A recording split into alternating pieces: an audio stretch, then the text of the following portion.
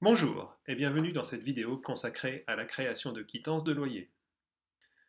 Pour créer une quittance de loyer, il nous faut presser le bouton Quittance en dessous du bien de notre choix.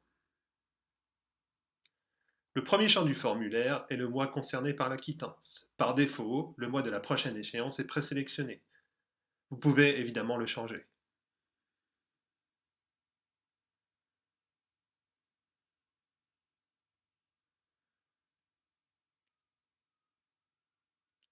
Le deuxième champ est le mode de paiement. Le mode de paiement est mémorisé par bien. Si par exemple je choisis par chèque et édite la quittance, par chèque sera présélectionné dans le futur. En revanche, par virement reste la valeur par défaut pour tous les autres biens. Le troisième champ est la date à laquelle nous avons reçu le paiement.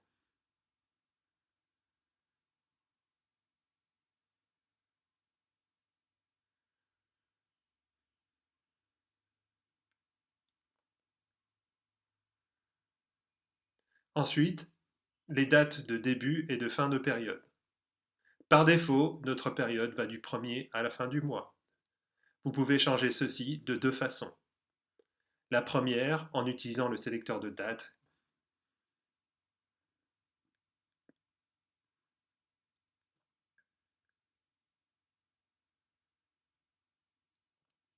L'autre façon est par le bailleur. L'interrupteur, faire commencer la période des quittances au 1er du mois, nous permet de choisir si la période commence au 1er du mois ou à ce que nous appelons le jour du loyer dans le formulaire de configuration du bail. Par exemple, je peux désactiver l'interrupteur ici. Le temps que je suis sur mon bailleur, je vais entrer un message de bas de page.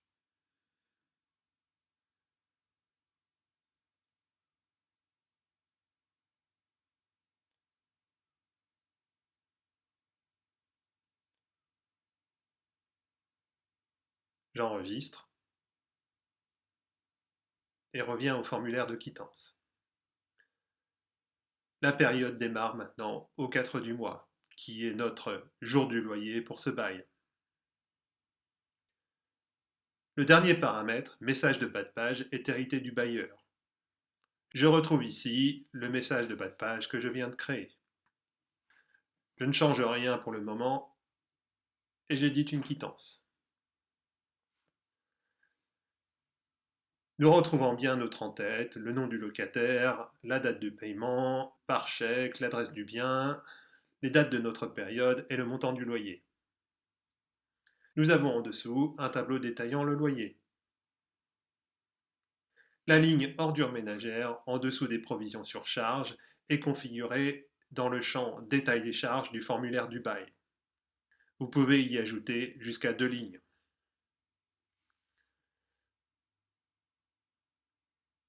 Ensuite, nous avons notre signature et enfin le bas de page. Je reviens à l'écran principal. Notez que par défaut, nos biens sont ordonnés par la date de prochaine échéance.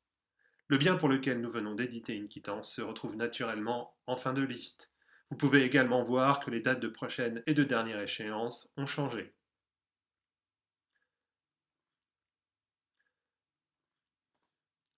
Je reviens un instant sur le message de bas de page.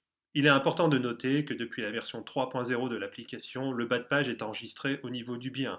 Si je change le texte en par exemple «Ceci est un nouveau texte»,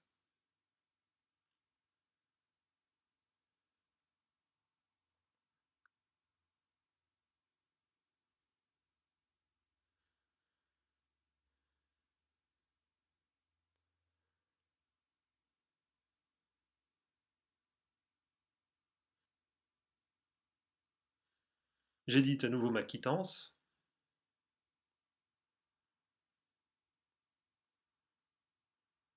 «Ceci est un nouveau texte» apparaît bien en bas de la page. Le bas de page du bailleur reste, lui, inchangé. De même, les documents créés avec les autres biens auront le bas de page du bailleur. Si vous souhaitez de nouveau afficher le bas de page du bailleur, il vous suffit d'effacer le message en pressant l'icône corbeille en haut à droite. Si vous n'avez pas de message de bas de page défini au niveau du bailleur, il n'y aura tout simplement pas de bas de page.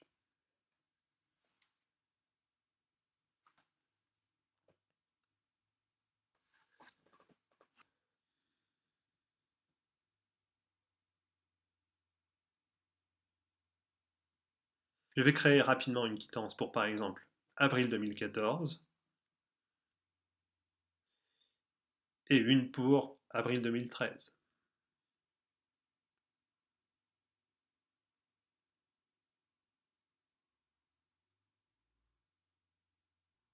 Vous pouvez retrouver tous vos documents en choisissant Voir toutes à droite des dates d'échéance. Vous voyez que les documents sont triés par année. Les autres types de documents seront visibles ici. Allons sur notre quittance de mai 2015. Le bouton Action en bas au milieu de l'écran vous permet d'envoyer le document par email ou de l'imprimer si vous disposez d'une imprimante compatible. Vous pouvez également l'ouvrir dans une application compatible PDF.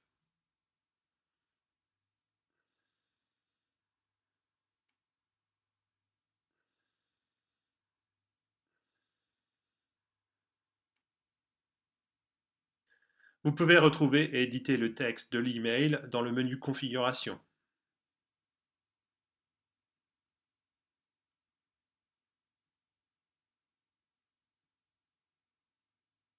La quittance de loyer elle-même est le seul document qui ne dispose pas encore de modèle.